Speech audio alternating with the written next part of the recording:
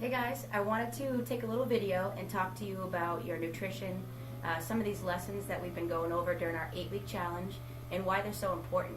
I know I've been talking to people in and out of the gym, talking through emails and suggesting that book. It starts with food, but I figured it'd be helpful if I just gave you a quick video about some tips and why it's so important to follow these lessons that we're trying to go over and why it's so important to eat so clean. So to start with, you have to realize that after all the years of unhealthy eating or, growing our sugar patterns and increasing our body fat, your brains also get rewired. And I'm sure you guys know this by now, that mindset is everything, and I truly believe that.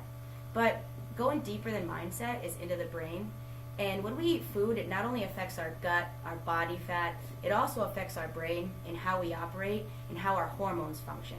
And that's the most important thing about learning how to eat better, is getting your hormones to be in a better process to help you burn body fat and not crave certain foods and not gain body fat even if we're eating healthy food. So one of the most important things I think that you guys could learn is completely cleaning out your nutrition. And we have plenty of people who have been doing 21-day, 30-day detoxes, if you will, and really it's just clean eating.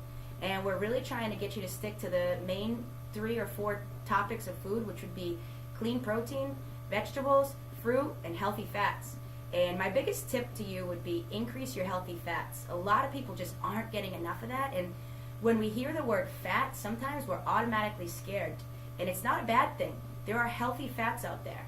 And some of your healthy fats are going to help that brain process other foods. They're going to keep your gut healthy, and they're going to get your hormones in a good operating order. So that would be things like your avocados, your coconut oil, your olives, hard-boiled eggs, nuts, seeds, if your body can handle those. Make sure you up those. My suggestion is to get them in every meal that you eat. So for breakfast, I'll have an avocado. For lunch, I'll throw another one on my salad, or hard-boiled eggs, olives. Coconut oil I'm constantly having, whether it's in my shakes or even just a tablespoon here and there, eating it. It's not so bad.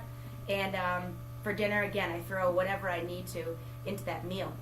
And that's really helped me a lot.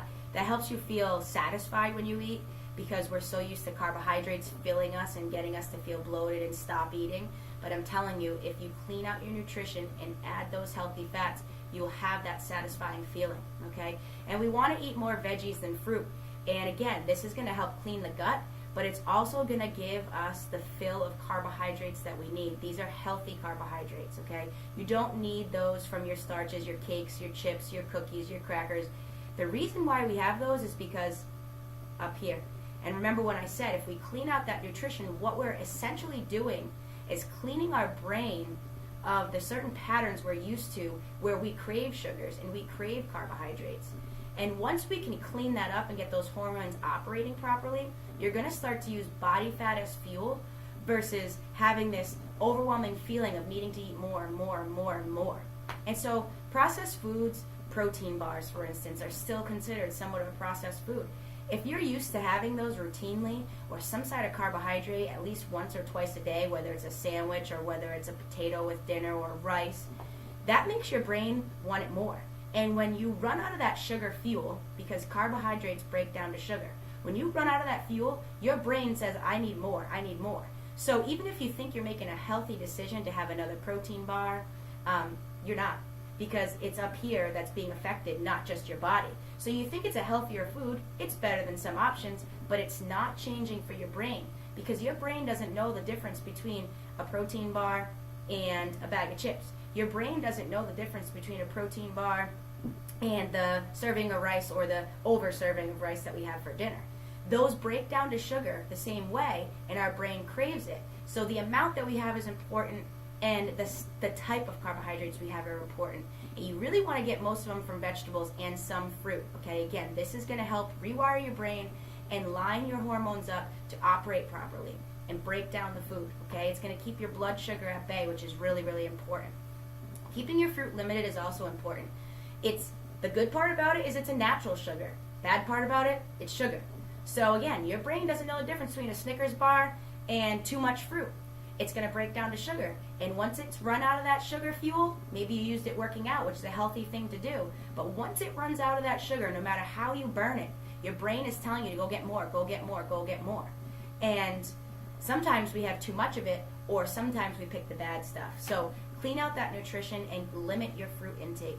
And clean protein, that's also going to help refuel your body and build your muscles that you're using so much here and really get you stronger, okay? So I just wanted to talk to you about how much that food affects your hormones, because a lot of people have been talking about having a lack of energy, feeling fatigued. They're trying to work on their sleep because they don't feel like they're getting enough, but when they get up, they don't feel well rested. Sometimes they're waking up in the middle of the night.